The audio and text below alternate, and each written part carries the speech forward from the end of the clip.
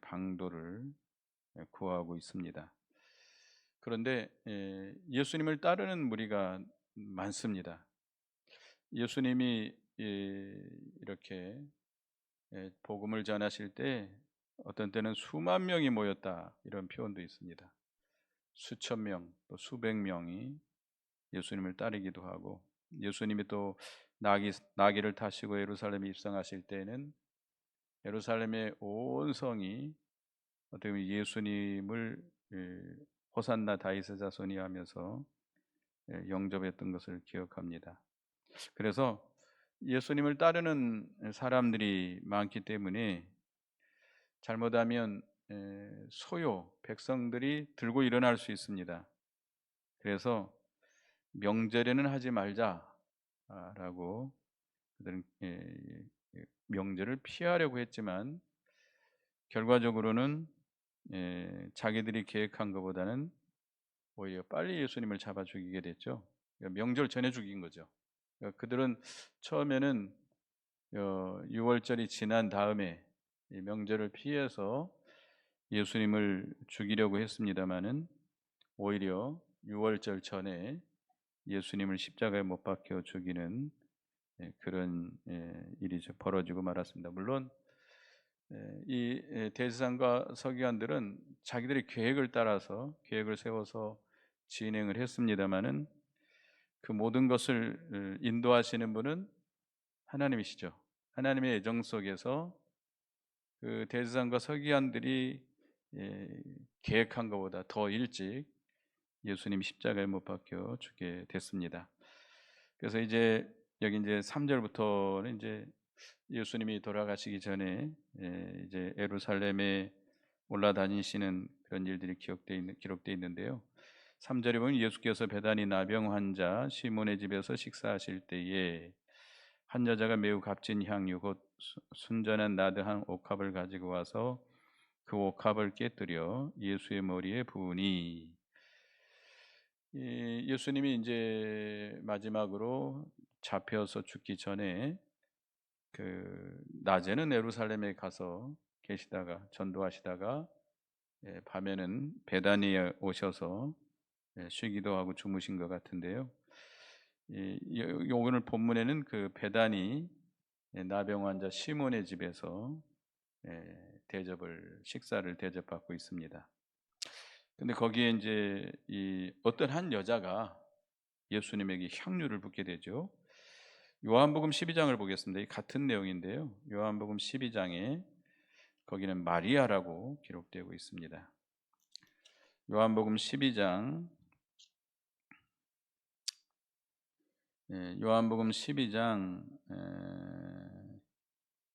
1절부터 한번 보겠습니다. 1절부터 제가 읽어보겠습니다. 6월절 엿새 전에 예수께서 베다니에 이르시니 이곳은 예수께서 죽은 자 가운데 살리신 나사로가 있는 곳이라.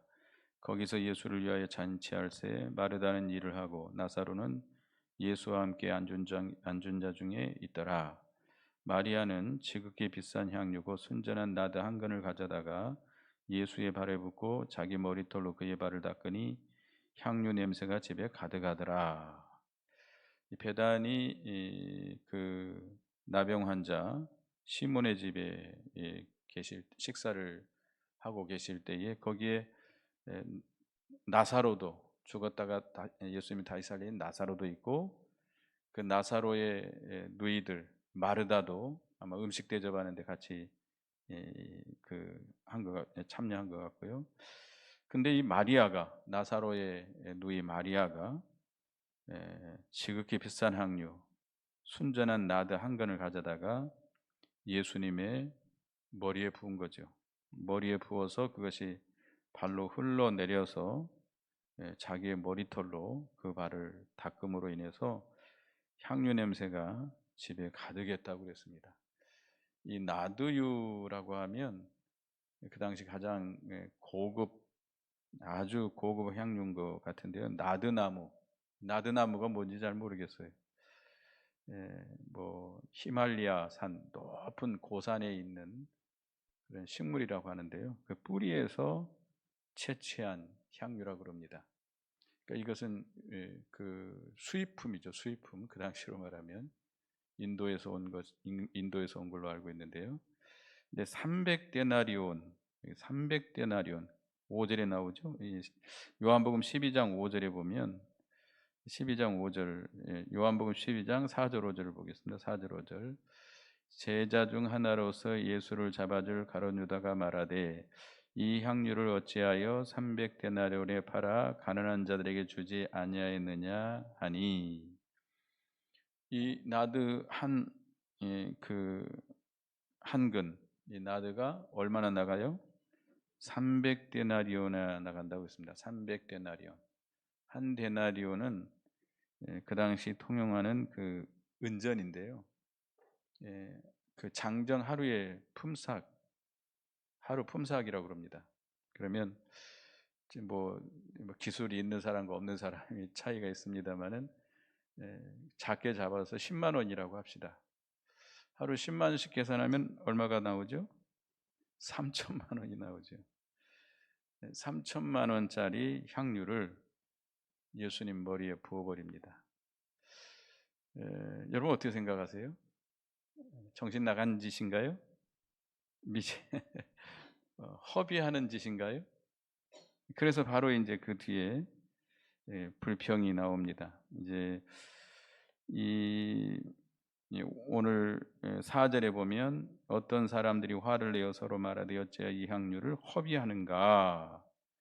이 향유를 300데나리온 이상에 팔아 가난한 자들에게 줄 수 있었겠도다 하며 그 여자를 책망하는지라. 어떤 사람이었죠 여기? 요한복음 12장에 어떤 사람이 누구였죠? 가룟 유다예요. 가룟 유다. 이 가룟 유다는 그 예수를 믿지 않는 사람이죠. 예수님의 제자지만 예수님은 그는 처음부터 마귀였다, 사탄이었다 그랬습니다. 믿지 않는 자인데 예수님의 제자로 이렇게 택함을 받았는데요. 그래서 이 사람이 그 불평을 시작합니다. 이 향유를 300데나리온 이상에 팔아가지고 가난한 자들에게 줄 수 있는데 이 향유를 어찌해서 허비하느냐라고 불평을 시작한 거죠. 여기 그 요한복음 12장에 그 가룟 유다가 그렇게 불평을 했는데 왜 그렇게 불평을 했어요? 왜? 여기 요한복음 12장 6절을 보겠습니다. 요한복음 12장 6절 시작. 이렇게 말함은 가난한 자들을 생각함이 아니요 그는 도둑이라 돈꾀를 맞고 거기 넣은 것을 훔쳐가미러라. 이 가룟 유다는 가난한 자들을 생각해서 그렇게 말한 게 아니에요. 불평할 때 자기가 지금 그 300데나리온에 넘는 그 향유를 예수님께 그냥 바쳤다면 자기가 그 회개를 맡고 있거든요. 오늘 말하면 회개 재정을 맡고 있는데 그걸 팔아가지고 300데나리온 이상을 받는다고 그랬어요. 이상을 받아가지고 이 가룟 유다가 돈을 좀 훔쳐 갔던 것 같습니다. 오늘날로 말하면 교회 재정을 맡은 사람이 조금씩 자기 개인적으로 쓴 거예요. 그러니까 이 가룟 유다는 300데나리온이 얼마나 큰 돈이에요. 그 돈이 자기 수중에 들어오면 얼마나 많은 돈을 좀 훔쳐갈 수 있는데 그렇게 못하게 됐으니 그걸 갖다가 예수님에게 쏟아 부어 버렸으니 이제 자기의 그 욕심이 이제 사라져 버린 거 아니에요. 자기 이익을 챙기지 못하게 됐습니다. 그래서 불평을 시작한 겁니다. 그러니까 이제 다른 제자들도 그 불평을 그러니까 자기의 어떤 자기중심적으로 생각해서 불평한 거고 자기에게 유익을 바라는데 유익이 없으니까 손해를 보겠으니까 불평이 시작된 거예요. 근데 그 불평하게 된 명분은 뭐였어요? 가난한 자들을 구제한다라고 하는 명분을 가지고 그럴듯한 명분을 가지고 이렇게 불평을 했습니다. 근데 다른 제자들은 그 가룟 유다의 그런 그 속마음은 생각하지 않고 아주 그럴싸한 대의 명분이 있기 때문에 거기 동참한 거예요. 같이 동참해서 마리아를 꾸짖게 됩니다. 불평을 하게 되고 분을 내고, 뒤에 보면 분을 냈다고 그랬어요. 분을 내고, 예, 이제 여기 4절에 그랬죠. 어떤 사람들이 화를 내어 서로 말하되, 그러니까 처음에 가룟 유다가 불평을 하니까 어떤 사람들은 누구예요?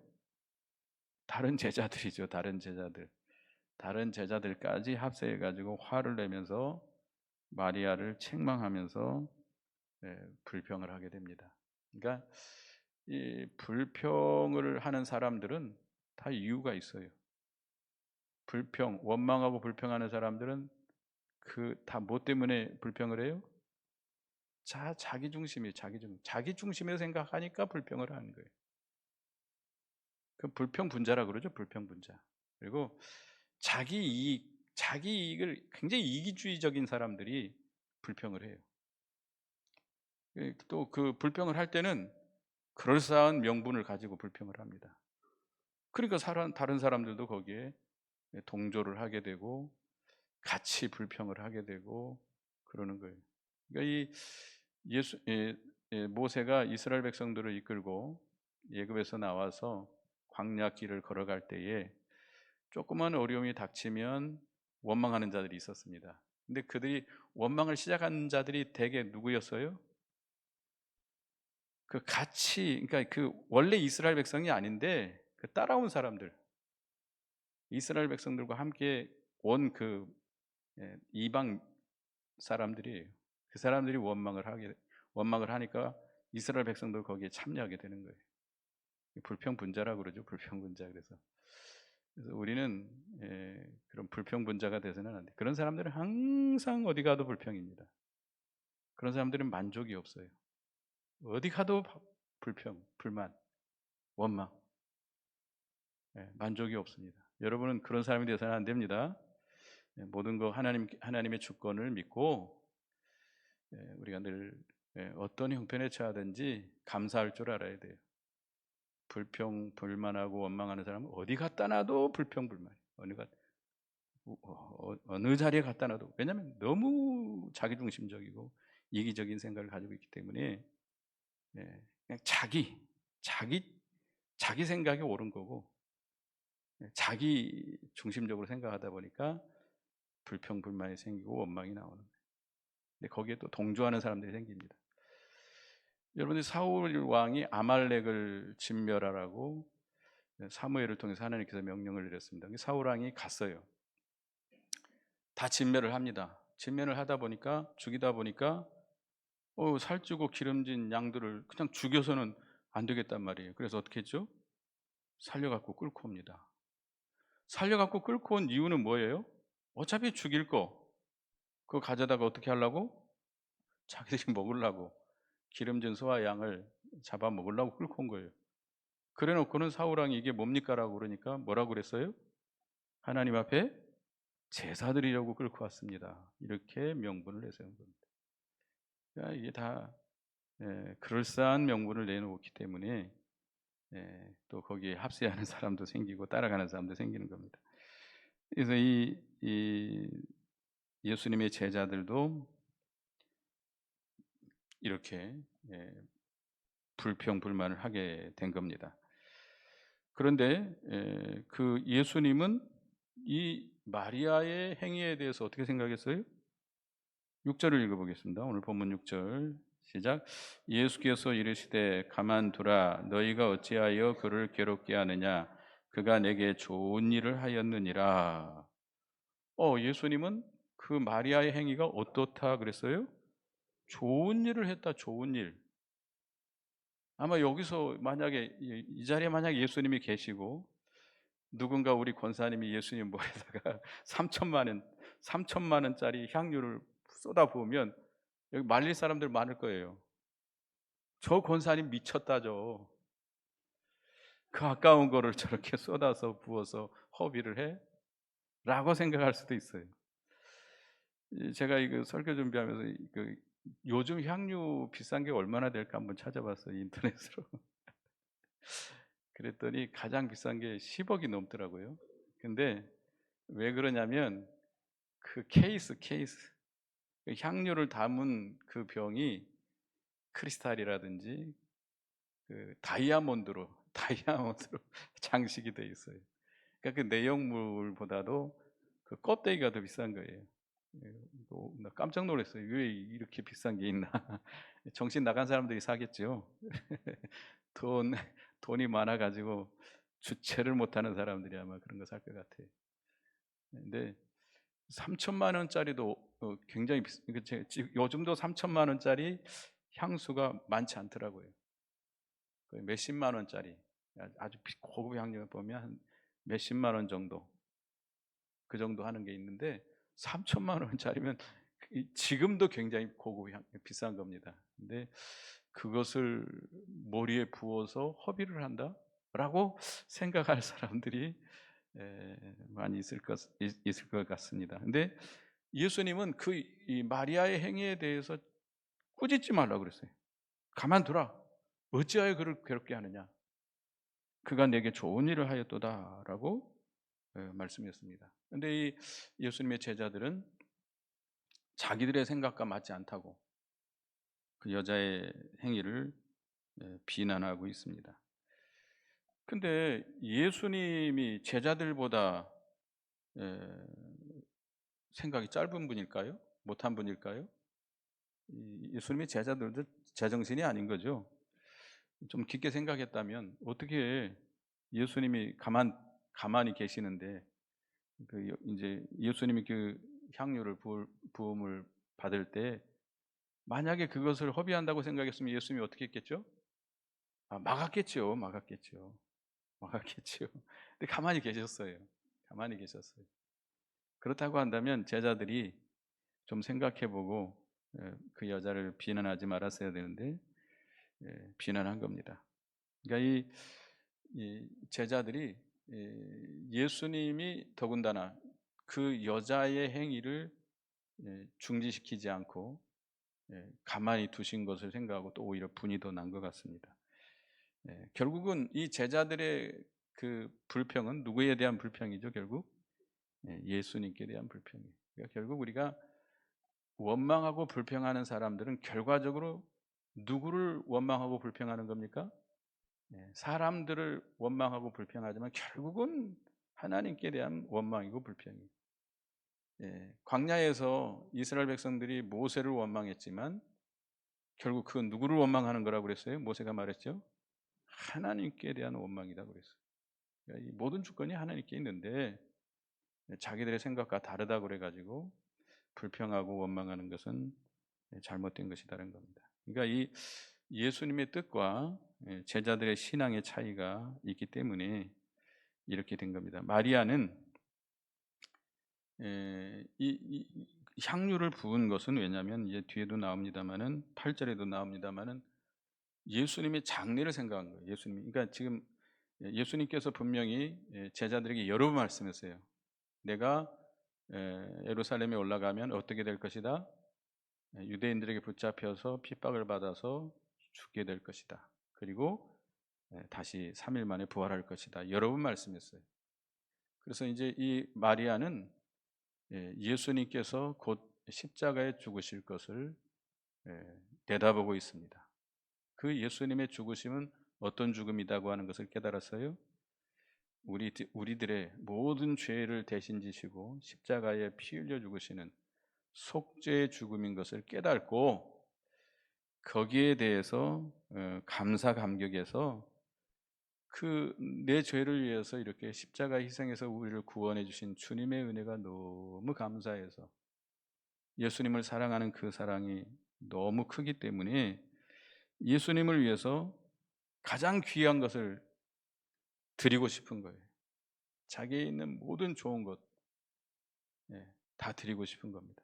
예수님을 사랑하는 그 사랑이 너무 크기 때문에 나 같은 죄인을 위해서 십자가에 피 흘려 죽으시는 그 주님의 구속의 은혜, 그러니까 너무나도 감격하기 때문에 그 은혜에 감사해서 거기에 합당한 예물을 드린 겁니다. 자기에게 있는 가장 값진 것, 마리아가 그것을 소유하고 있었던 것 같은. 그러니까 그 당시에 유대인들은 이 처녀들이 그 향유를 준비했던 것 같습니다. 그래서 뭐 3천만 원이면 뭐 그 당시에는 집 하나 값도 더 됐을 거예요.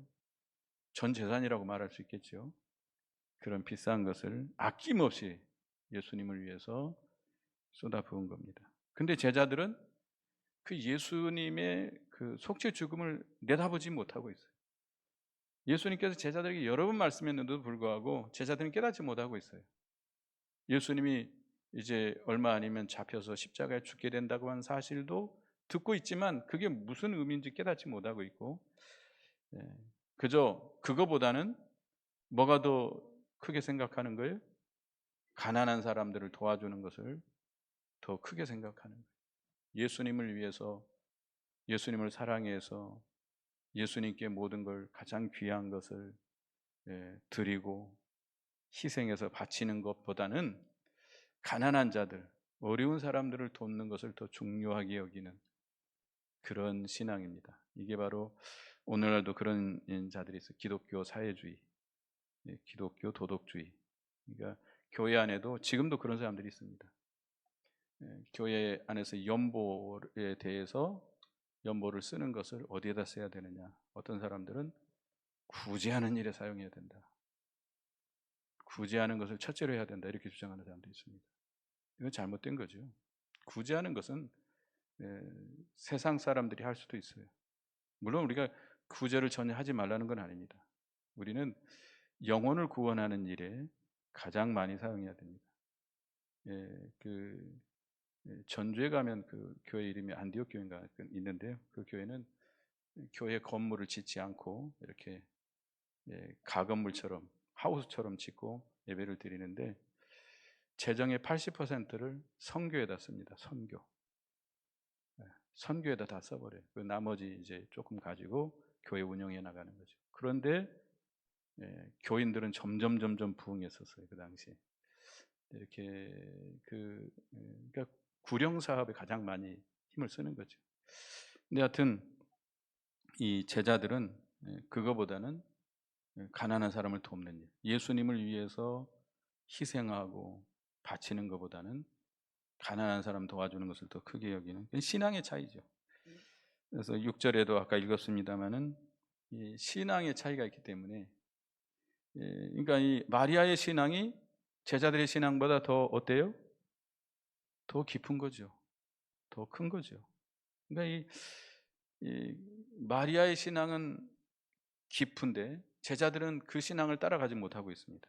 이 마리아의 신앙을 이해를 못하는 거예요. 그러다 보니까 그 마리아를 비방하고 괴롭게 한 거죠. 어찌하여 그를 괴롭게 하느냐. 예수님께서 말씀했잖아요. 그러니까 지금도 마찬가지죠. 신앙이 어떤 얕은 사람들이 신앙이 깊은 사람들을 이해하지 못해가지고 오히려 교회 안에서 비난하고 핍박하고 때로는 죽이기도 하고 환난 때는 죽이기도 합니다. 여러분들 일제 강점기 때 신사참배를 반대했던 목사님들을 고발하고 잡아준 사람들이 누군지 아십니까? 이웃의 목사들이었다고 합니다. 목사들, 장로님들이 그 신사참배 반대한 사람들을 고발하고 잡아주고 그랬다고 해요. 그런 신앙의 차이가 그런 일을 낳게 되는 것이죠. 그러니까 이 마리아는 예수님의 장사를 위해서 그렇게 한 겁니다. 7절을 보겠습니다. 7절, 8절 읽어보겠습니다. 본문 시작. 가난한 자들은 항상 너희와 함께 있으니 아무 때라도 원하는 대로 도울 수 있거니와 나는 너희와 항상 함께 있지 아니하리라. 그는 힘을 다하여 내 몸에 향유를 부어 내 장례를 미리 준비하였느니라.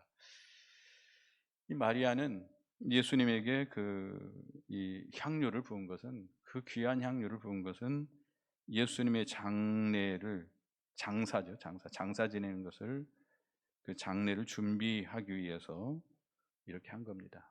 그러니까 아까도 얘기했지만 마리아는 예수님이 이제 예루살렘에 곧 죽게 될 것을 알고 있었던 거죠. 미리 예수님께서 미리 말씀하셨고, 그래서 그 말씀을 듣고 깨달은 거죠.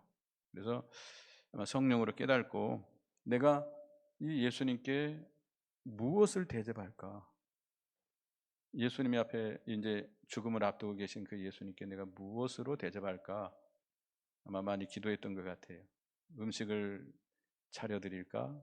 아니면 옷을 해드릴까? 이렇게 생각하다가 기도하는 가운데 성령으로 말미암아 깨달은 것 같아요.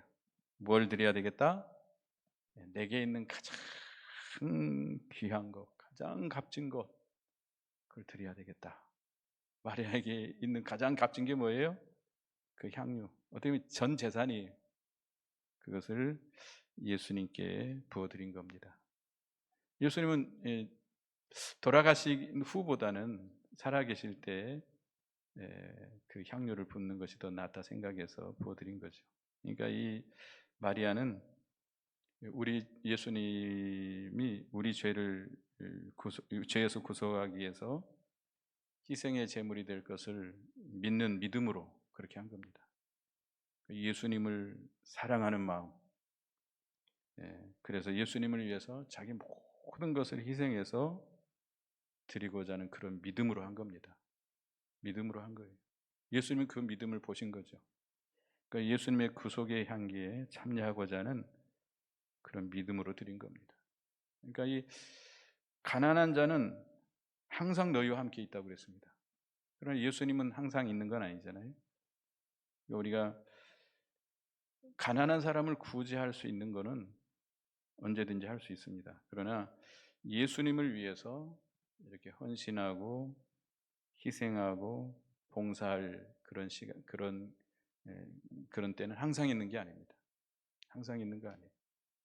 우리가 주님을 위해서, 주님의 하나님의 나라를 위해서, 주님의 구원 운동을 위해서 우리가 시간을 바치고 마음을 드리고 재물을 드리고 희생하고 봉사하는 그런 기간이 항상 있는 것이 아니에요. 때가 지나가면, 기회가 지나가면 다시 오지 않습니다. 여러분에게 기회를 주었을 때 우리가 그 힘써서 희생하며 봉사해야 돼요. 하나님께서 우리에게 그런 기회를 주세요. 기회를 주셨을 때 힘써서 해야 됩니다. 이제 신학교도 과거에 이제 예배당을 지었습니다만 이 예배당 짓는 것도 항상 있는 거 아니에요. 우리 목사들도 일생 목회하면서 예배당 못 짓고 은퇴하시는 분도 계세요. 근데 여러분들도 그런 기회가 있었지만 신앙생활을 일생 하는 동안 예배당 한 번도 못 지어보고 예배 신앙 끝내는 분도 있어요. 근데 그런 예배당을 지을 수 있는 그런 기회에 그 예배당 짓는 게 쉬운 일이 아니잖아요. 그 쉬운 것 같지만 그 어려운 때 힘써서 모든 걸 다 희생해서 하나님 앞에 바쳐서 드리는 그런 믿음, 하나님 귀하게 여기는 거예요. 근데 어떻게 보면 그 믿음이 없는 사람들은 왜 그렇게 희생을 하느냐, 허비를 하느냐라고 생각할 수도 있습니다. 근데 하여튼 이 마리아는 자기의 힘을 다해서 예수님의 몸에 향유를 부었다고 그랬습니다. 80%만 하고 20% 남겨뒀나요? 아나니아 사피라처럼? 아니아가 사피라가 자기 그 재산을 팔아서, 밭을 팔아서 베드로 앞에 가져왔죠. 다 바치려니까 어떤 생각이 들었어요? 아까운 생각이 들었어요. 그래서 우리가 뭐 먹고 살지? 그래서 두 부부가 의논을 해가지고 얼마를 감추고 나머지만 드렸습니다. 그랬으면 베드로에게 가서 뭐라고 했어야 되겠죠? 재산을 팔았는데 우리 먹고 살기 위해서 얼마 이렇게 두고 얼마를 가져왔습니다. 이렇게 했으면 안 죽었을 거예요. 근데 어떻게 했죠? 밭을 팔아서 다 가져왔습니다. 다. 누구를 속인 거죠? 성령 하나님을 속인 거죠. 이게 속인 게 잘못인 거죠. 그런데 이 마리아는 자기에 있는 온 힘을 다 써서 향유 조금 남기고 한 반절만 어디다가 꼽을 쳐놓고 와가지고 반절만 부으면 될 거니까. 근데 그렇게 하지 않았습니다. 자기 온 힘을 다해서 예수님께 바쳐드린 거죠. 그러니까 이 마리아가 향유를 부을 때는 자기의 마음과 정성과 물질과 자기의 모든 재산을 다 하나님 앞에 주님께, 예수님께 부어드린 거죠. 그래서 예수님은 그 마리아의 그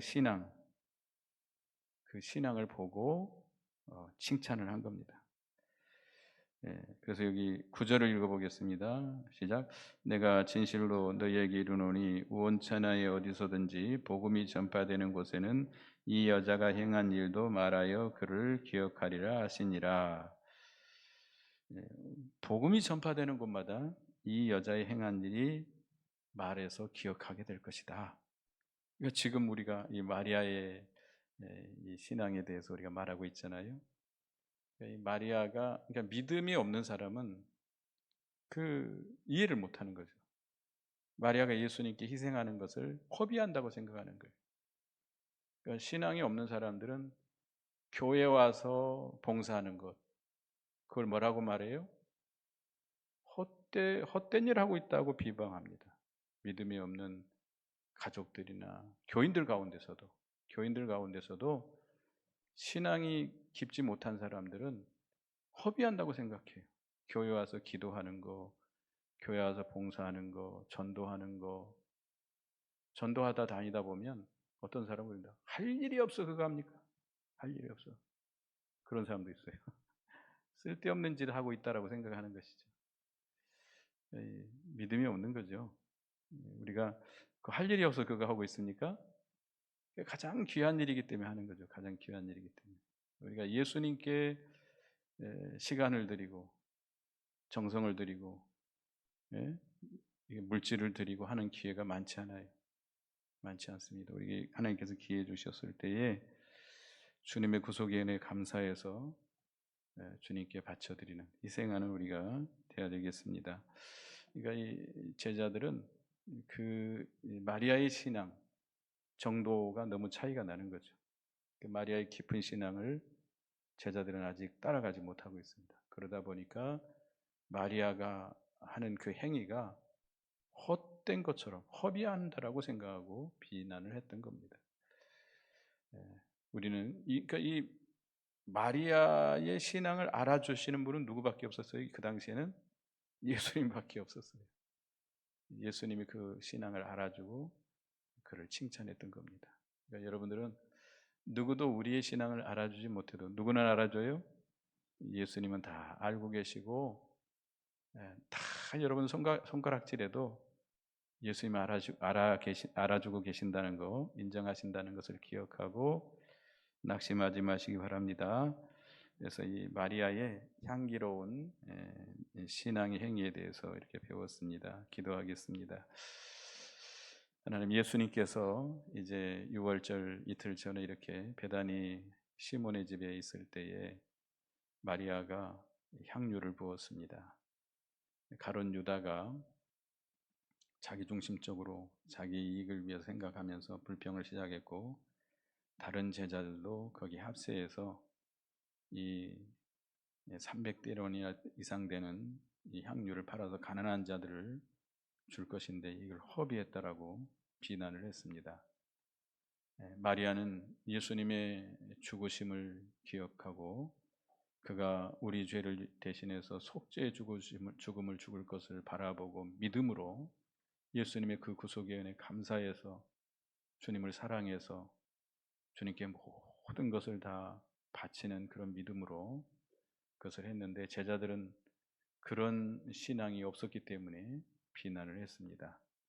그러나 예수님께서는 마리아의 신앙을 알아주시고 칭찬을 하시고 복음이 전파되는 곳마다 이 여자의 믿음의 행위도 말하여질 것이다라고 말씀을 했습니다. 저희들도 신앙이 정도에 따라서 신앙이 깊지 못하는 사람들은 신앙이 깊은 사람들을 이해하지 못하고 교회 안에서도 이렇게 비난을 하고 또 핍박을 하는 경우가 있는 것을 알고 우리가 주님 앞에서 주를 위해서 충성하는 저희가 되게 해 주시옵소서. 예수님의 이름으로 기도드리옵나이다. 아멘.